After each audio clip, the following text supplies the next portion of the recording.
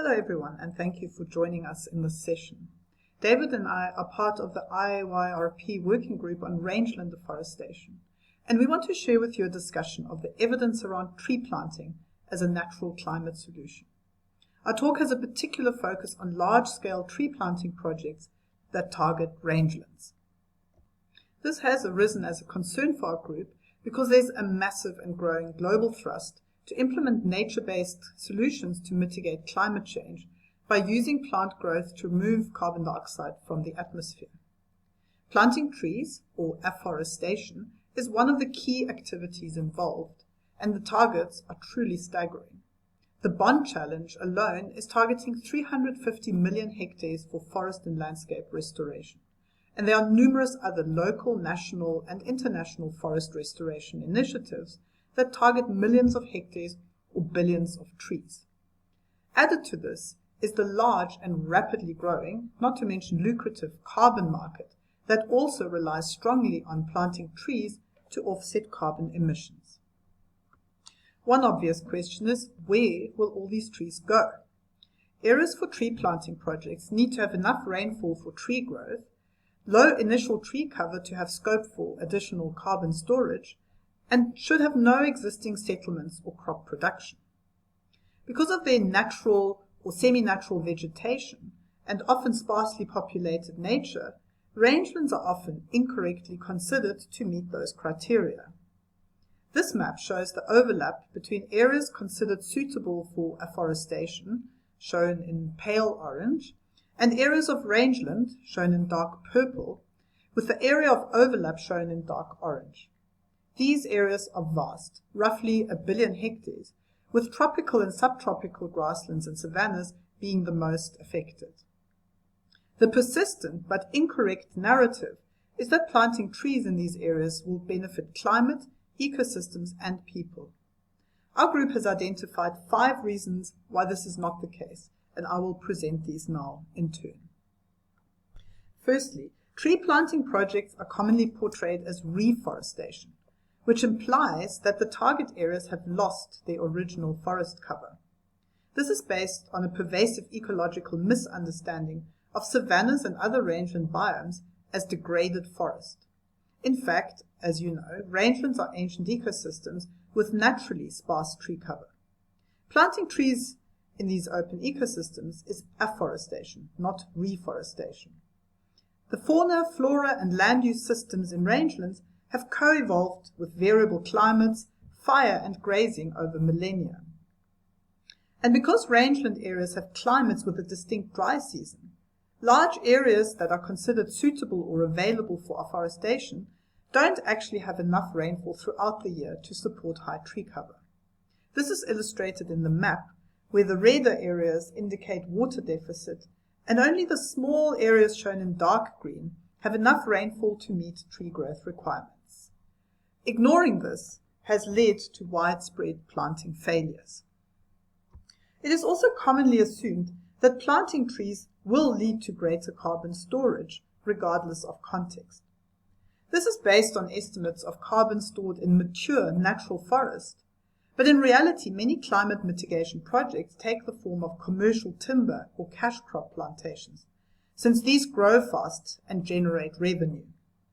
A recent review showed that nearly half of the area pledged to the Bond Challenge was destined for timber and other plantations. Plantations sequester considerably less carbon than native forests or rangelands. Short rotations limit both sequestration and long-term carbon storage, and the fate of the carbon is also uncertain, as much of it ends up in short-lived products such as paper. What most of these projects ignore is the large amount of carbon already stored in rangelands, estimated to be some 30% of the terrestrial carbon pool. Most of this is stored in soils, where it is often overlooked, but where it is resilient to fires, pathogen attacks, and other factors that easily cause loss of above-ground carbon in plantations or even natural forests. Our review of the literature showed that converting rangelands to plantations has mixed outcomes and often leads to a net loss in carbon.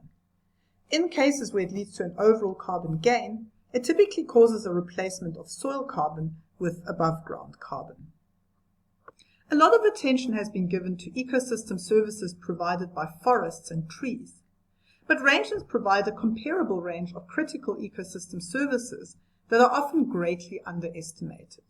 I know I'm preaching to the choir here and don't need to go into much detail, but rangelands provide high-quality food and fiber from environments unsuited to crop production.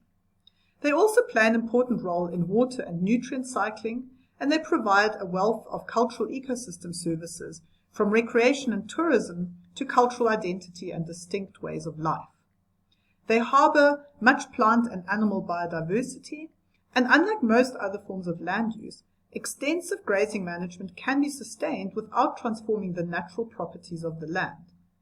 Large-scale tree planting, however, threatens the provision of all these ecosystem services. It also has significant negative impacts that directly counteract the aims of mitigating climate change. Due to their high transpiration, tree plantations reduce stream flow and lower water tables, as can be seen in this figure on the right, which shows reduction in stream flow increasing rapidly within a few years of afforestation. Much has been made of transpiration from forests creating clouds and increasing rainfall, but this effect is highly context-specific, and the net effect is more likely to be negative, especially in drier areas. Afforestation increases albedo due to the darker color of forest compared to rangeland, which causes absorption of solar radiation and thus warming. Tree plantations, especially of pines and eucalypts, also increase the risk of destructive wildfires, as has been seen in places like Portugal in recent years. Finally, we are concerned that rangeland afforestation to offset carbon emissions represents a neo-colonial approach to mitigating climate change, where marginalized populations bear much of the cost of climate mitigation. Forest projects often exclude existing land users and limit their access to land and resources. Rangelands are especially vulnerable, especially when they seem to lack secure tenure or permanent settlement. Interventions are typically top-down in their objectives and design, even where they feature participatory approaches.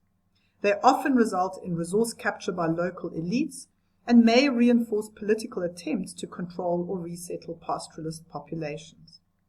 Afforestation is widely promoted as being a win-win solution for climate, ecosystems, and local people, with little attention to trade-offs.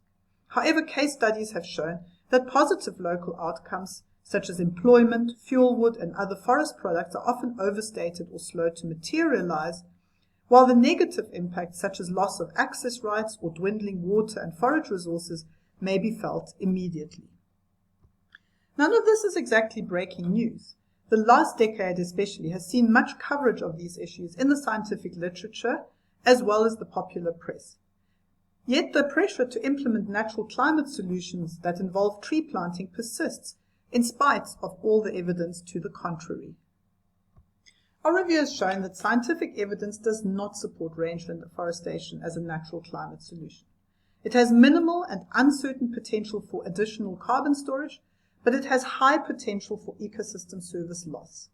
The net outcome, in most if not all cases, is likely to be negative, with local populations bearing most of the costs and global elites reaping most of the benefits. This clearly points to a need for more ecologically sound, ethical, and people-centered solutions for climate change mitigation. The best and least risky approach to climate change mitigation in rangelands is to safeguard and enhance existing carbon stores. This may not always lead to the maximum possible carbon sequestration and storage, but it will provide the best balance of climate mitigation, biodiversity, ecosystem services, and pastoral rights and livelihoods. Our working group is working on getting this message across into policy and practice. However, support for tree planting remains strong, supported by public opinion and backed by powerful economic interests. We would greatly welcome your input and support. Thank you.